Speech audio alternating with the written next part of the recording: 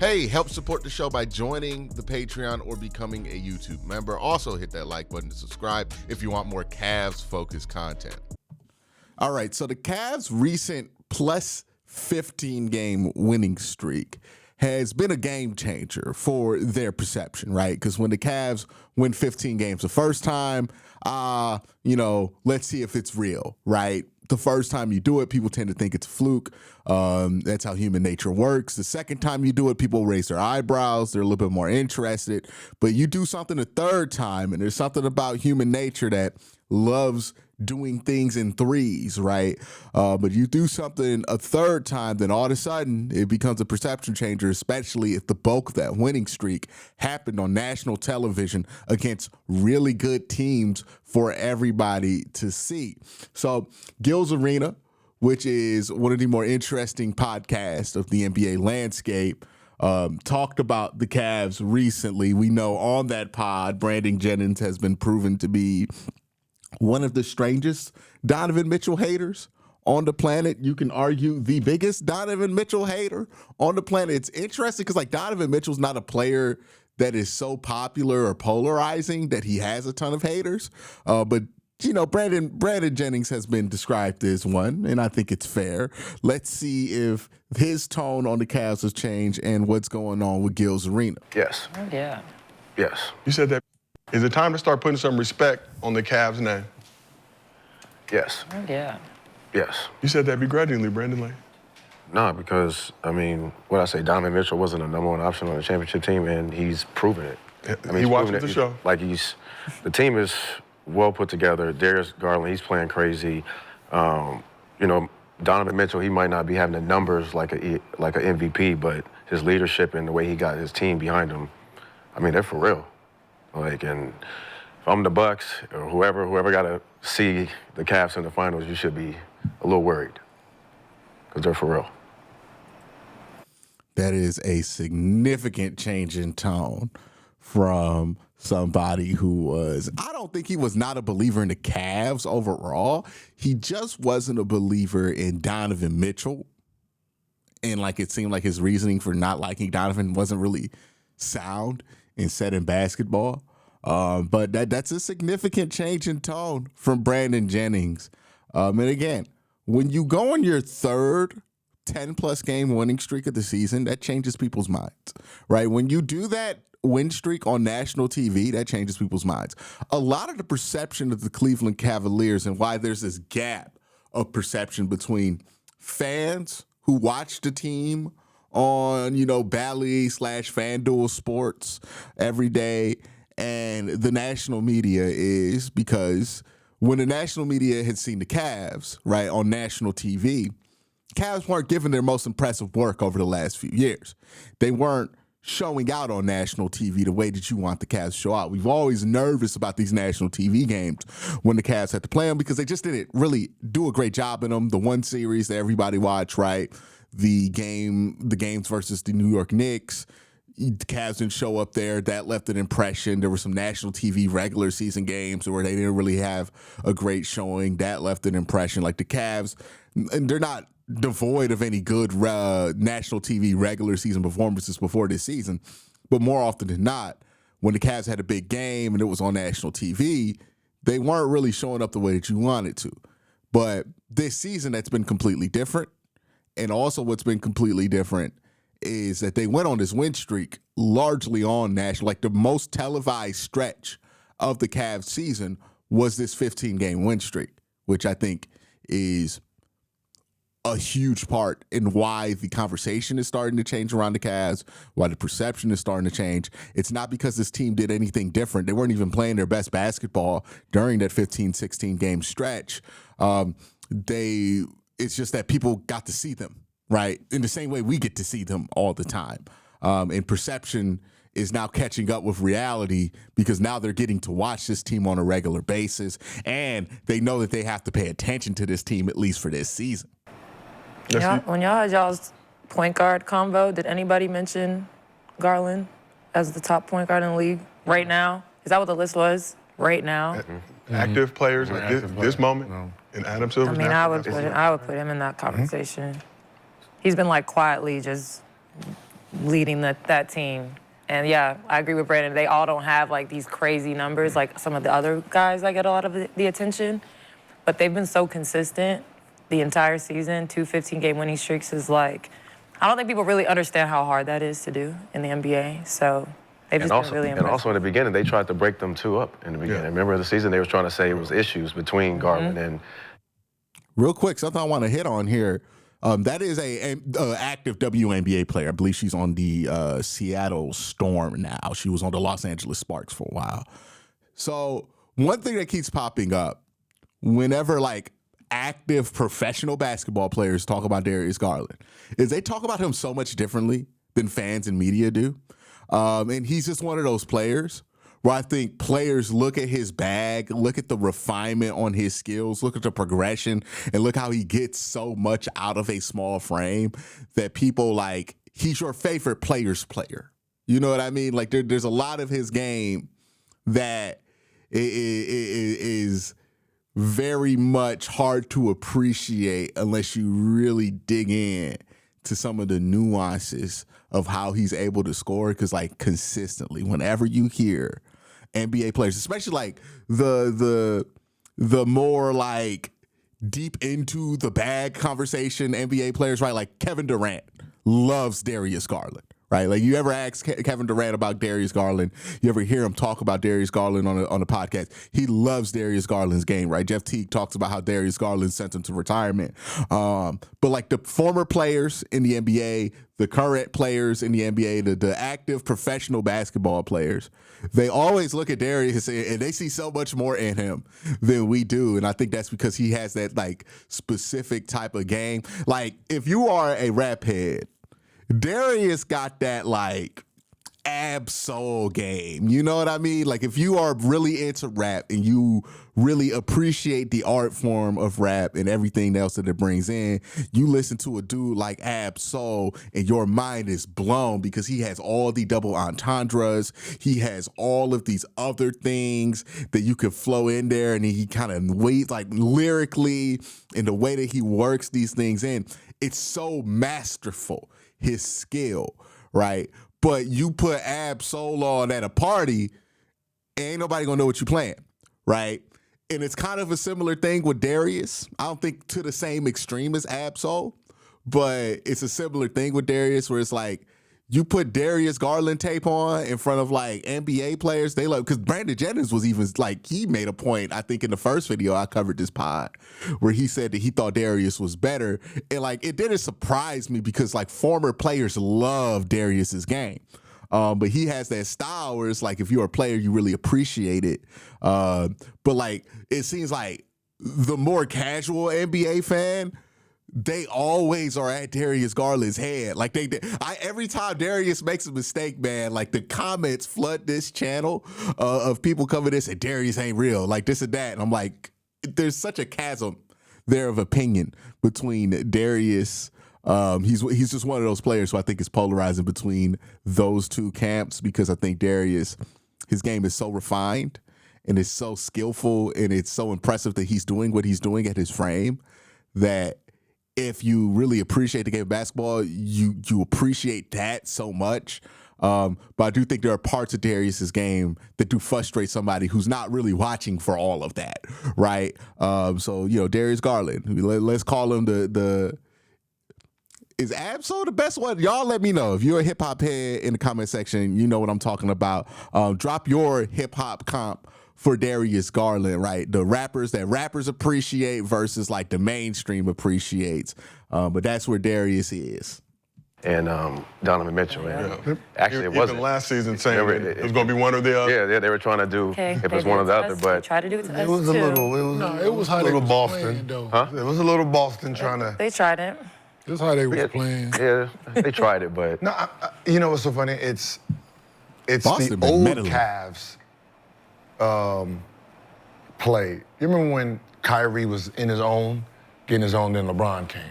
okay. That's what happened here too. Oh, with Donovan. Garland was. Garland. Garland got his Donovan MVP. came. I mean, got his All-Star, and then Donovan comes and it kind of stunts him, right? So he's done a good job of still showing that he still, you know, can put up numbers, and it really like stands out when you see Donovan out and then he leads, and then you're like, oh shit. He's like that. Motherfuckers like that. Yeah. You know what I mean? And then when he's out, Donovan is. So I think if they're gonna actually compete for a championship and actually try to get it, they're gonna both have to be dominant at the same time. They're not gonna be able to have a back seat and then rely on Mobley or Allen to actually take them over the top. It's gonna have to be them two doing majority of the damage and let the other two get in where they fit in. Yeah, that's the offense that they running.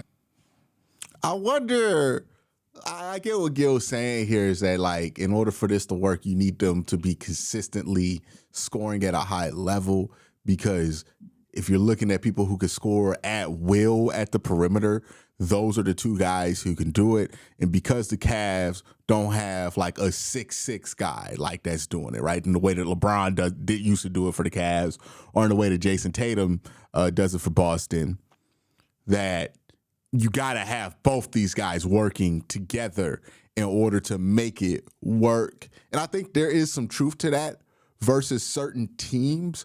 But I also think that the Cavs are a strong enough group that if they don't get that for a couple of games in a series, I still think they're going to be able to win games in that series where they don't get it, right? Like, I don't think they need it every game 100% of the time, but they do need it 80% of the time, if you feel me, right? Like, I 80% agree with their with Gilbert Arenas here, because I don't think it's as extreme as he's kind of painted it out, where Donovan and Darius need to get 30 a night basically, or 28 a night in order for the Cavs to have a chance to win a championship. I don't think they have to be that spectacular, but I do think they have to, be able to score at will in the moments that matter, even if they're having like a bad shooting night, get a bucket or two. Like, JB is a good coach, but his offense is set up for one dominant ball handler. Kenny Jackson comes in, and coming from Golden State, what they running, we know who that guy is, but the other guy eat as well because the ball moves enough. So, to your point, yes. Like, they both gonna have to be who they are, which is what Steph and Clay was at one point, right? And then you add KD to that, and it's Steph and KD. The ball's still moving, but the other guys still eating as well, while those guys are still averaging what they need to in order to get us over the top. So that's what this is. The ball is moving, it ain't sticking. They believe in the pass now. And winning is contagious. Do I believe in them? Don't know yet. It's a regular season. They playing very, very good basketball right now, not taking nothing from them. Let me see them get out the first round, like I keep saying, right? Get out the first round, let me see how it looks in the first round. You can get out the first round, and if you go 7 with an 8 seed, then it's like, oh, yeah, right? You go out there and you do what you're supposed to, how it looks right now, which is be dominant, and you sweep them, or you go 4-1, then we start talking, right? Because last year, the same team, like I said, granted a different coach, but you only won. You won your series last year, but You won 7 games. You won 7 games. Yep. With a very, very, very, very, very young Orlando team. Hold on. They went 7 games in the 4-5 matchup. What? LeBron went 7 games once in the 4-5 matchup. Like, what is? Why are we acting like the 1-8 going 7 games is the same thing as the 4-5 going 7 games? And then if the Cavs never win 7 games with, like, the goalposts moving sometimes, like, and I'm not saying that's what Kmart doing here, but the goalposts moving with the Cavs is interesting because, like, I'm interested to see how much they stick to it, right? Because they'll say stuff like, okay, the Cavs get out the first round 5, I'm going to be a believer. If the Cavs get out the first round at 5, you know, they're going to come up with something else to be the measuring stick of it. Because, like, a lot of the criticism about the Cavs is like, okay, well, let's see if they can beat a team in the playoffs. They beat the Orlando Magic in the playoffs. It takes them 7 games. The Cavs were injured throughout that series.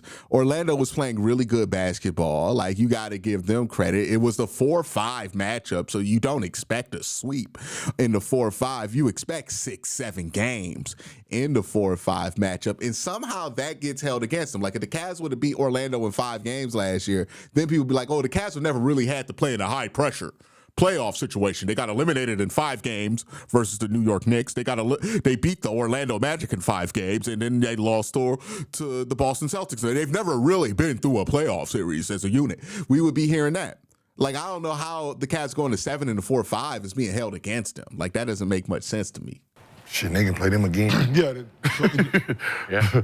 So right now, 7 through 10 in the East is Hawks at 7, Magic 8, Heat 9, Bulls. Yeah, so it could be another matchup, right? Another Magic, look like they Cavs. looked last year. I think the Cavs got Orlando that year doesn't under look them. like they looked last year. Last year. Paulo I think, been out. I think Yeah. from last year. I think they learned a lot Been from out. last year. No, they've learned a lot. They've gotten Because got a lot better. Paul has the ball. They gotten better, but if you're Orlando He's out and in. and if you're the coach of Orlando, you don't fear. You want to play. I want to play them. It's the idea of Okay. they never won on his home floor in the playoffs. All we got to do is just steal a game there. Yeah. So as hype as they are, Orlando's just as hype. And when you're going in the playoffs, man, it's really just about believing. And Yeah. Orlando been injured most of better the than year. their record They missed their reflects, right. best 2 players for most of the year. Yeah, Right. Paolo was out significant time. Then Franz Franz Wagner Wagner. was out, and then if I want to play them. Yeah, that's If I'm Orlando, I want to play Cleveland. like when a player, you remember Golden State against Dallas, right? The reason Golden State won is they already knew they can beat them. Dallas already was thinking, oh shit, we got to play them. 1 versus 8. You know what I mean? It's matchups. You know that once someone has a little energy, them little 5, 6, 7 shots in a row don't faze them. Like, don't even worry about none of that. You know, we got this. Like in the playoffs, like, you know, you got somebody who really believe he can beat you. He gonna fight you all the way to the end. Yeah. Right? Versus a team that we've been spanking them all year. They come into the shit like, oh, 4 games, man. We up out of here, right? It's like you can see that. You can see that in the playoff series, man. On how the body language. You know if a team is gonna just stay fighting or versus like, let's hurry up and get like a quick little 10-0 on them and then they done. Game over. So we asked the chat, did the Cavs? Yeah, I think that Orlando, like, they would be more optimistic playing the Cavs, and I think they would be Boston just based on like how people talk about Boston versus how people talk about the Cavs. Also, the Cavs are the new kid at the block in this elite team conversation in the East. So when you're the new kid on the block, everybody gonna want to see what's up with you, right? So everybody gonna be eager to play you when you. I remember there was a time where Cavs fans were excited to play Golden State because they were the new kid on the block, right? Oh yeah, Golden State, they ain't got no wings for real. We about to run through this, right? Because they look like the new kid on the block. Turned out they weren't that easy to beat. Even in their first year inexperience, right? The Golden State Warriors weren't that experienced coming into that first NBA Finals that they had with the Cavs. But yeah, like when you're the new kid on the block, everybody want to see what's up. And that's the position the Cavs are in. I think some of that should be expected. If I was an Orlando fan, I would feel like, you know, you went 7 last year, you're getting healthier. There's a chance you might be able to do the same, especially if you're not really aware of how Cleveland has changed. The only caveat I would throw in there is that Orlando has gotten toasted and roasted by this Cavs team this season when they've played them before. So obviously it's not the same team. And yes, Orlando has been through injuries, but the Cavs have gotten significantly better. And, you know, for a team that's a new kid on the block like the Cavs, I wouldn't mind playing a team like Orlando, even though it's not the easiest route in the first round. I think they're one of the tougher teams you can end up playing in the play-in. I would want to play a team like that just to send a message, right? And I think that's the difference between this year's Cavs team and other year's Cavs team. Last year, the Cavs ran away from challenges, right? Like they didn't want to play certain teams. They were trying to angle their way into playing certain teams in the playoffs. They did the whole Tristan Thompson, that point guard stuff. And that's the kind of stuff that JB did that I think infuriated people, right? The running away from a challenge type stuff. You know, there were other years where we felt like the Cavs, we want them to line up against this team. This just isn't it, right? When we watch the Cavs this year, I think there's a different level of confidence of like, yeah, let's play Orlando. I want the challenge, right? You know, part of us is disappointed that we can't play New York in the second round, right? I think a lot of us wanted to beat New York. So, you know, different level of confidence. If this team stays healthy for the rest of the season and into the playoffs, I have no worries about them in a series with Orlando. Orlando's annoying enough and crafty enough that they're definitely going to get a game against the Cavs. I don't think it would be a sweep, but I think the Cavs would easily dispatch them in 5, right? Because Orlando doesn't have shooters. The Cavs do. Orlando's defense is very tough, but the Cavs have shown the ability to score on that defense, especially when Evan Mobley is healthy. They have showed an ability to be able to score on that defense. And if Orlando can't go to the hoop and Evan Mobley and Jared Allen are both healthy, which you won't be able to do, they can't really shoot. And if the Cavs get anything going from 3-point, they shoot above 30, then Orlando really got no answer for that. So I understand morale-wise why they would believe they have a chance, but that's not everything, right?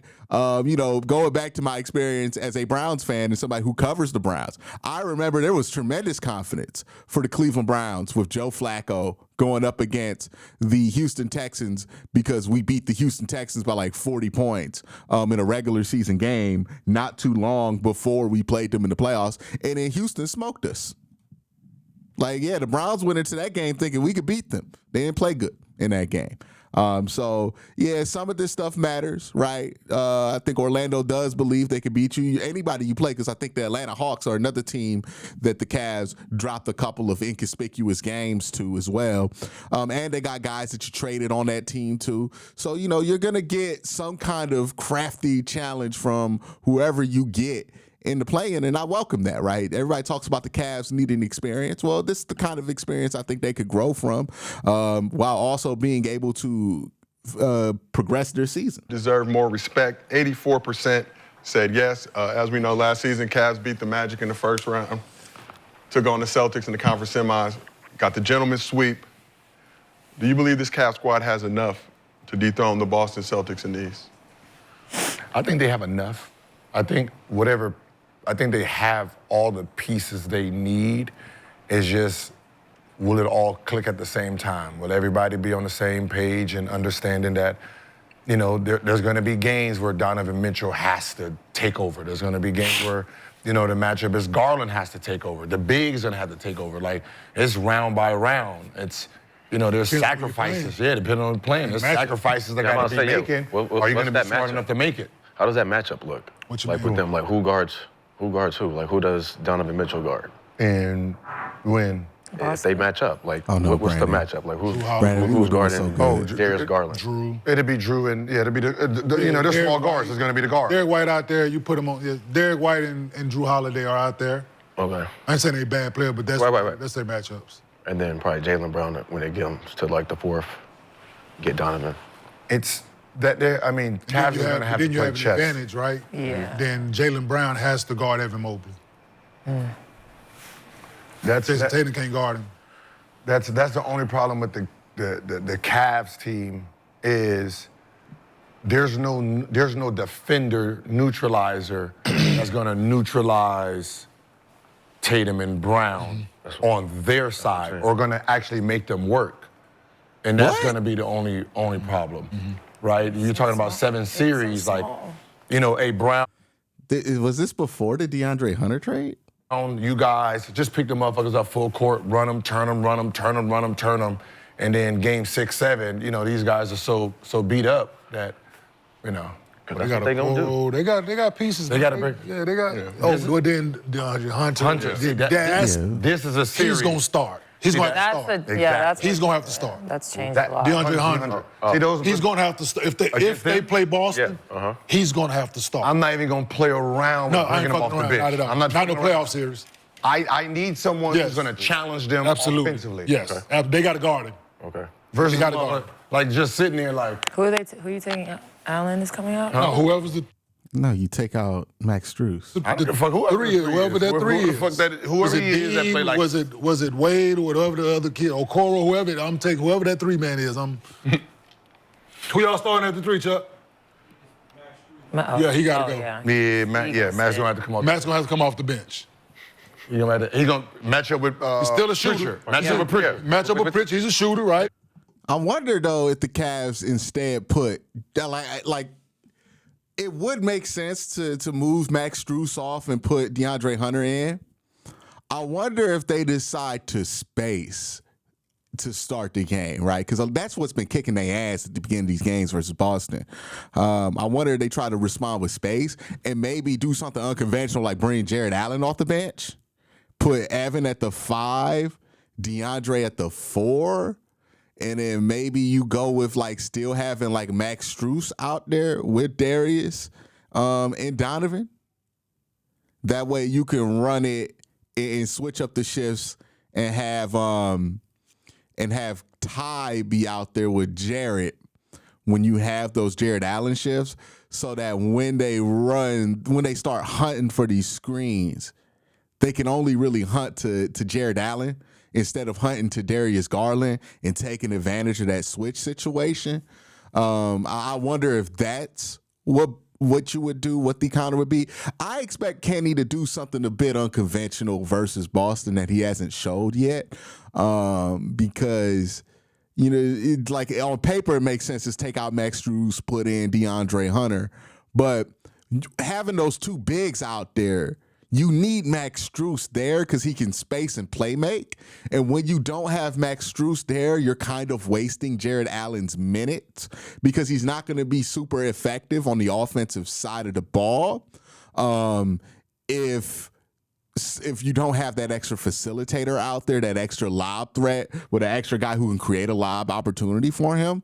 So I do wonder if they decide, hey, let's just put Evan at the 5 and put DeAndre at the 4, go a little bit smaller, or maybe just go longer at the 4 and the 5, at the 4 and the 3, and put like Dean Wade out there, because again, Dean can at least shoot open threes. So you don't have the two bigs out there, so you can focus the offense around the Donovan Mitchell, Evan Mobley pick and roll, and still have that length and rebounding ability with having like Dean Wade out there and then bringing Jared in on shifts where, Jared can move out and defend the three-point line if he needs to, but if he's out there with Darius, he's going to be pulled to the three-point line. So maybe that's how you can you slide those Mobley minutes in when they go to that second unit with Peyton Pritchard and Al Horford out there. Maybe that's a counter that they come up with. It's a lot of different ways the Cavs can think about it. But, yeah, the Boston series, I think, we're going to see what Kenny Atkinson has in his bag as a coach. But that's Gil's Arena. That is the conversation that they're having on the Cleveland Cavaliers. Seemed like a fun conversation. I'm glad to see that Brandon Jennings resisted hating, at least for the first 9 minutes of this video that I watched on there with you guys. I don't know what happened after that. If you started hating, let me know in the comment section. But yeah, Brandon Jennings, hey, gotta appreciate it. Like, I understand having strong takes. I don't ever get mad at somebody for having a strong take and being wrong, right? It's just when you wrong, are you willing to be like, all right, I said they wouldn't do this. They did this. Cool. All right, cool. Like, I can always have a conversation with somebody like that. But y'all have a great day. Have an even better night. Peace.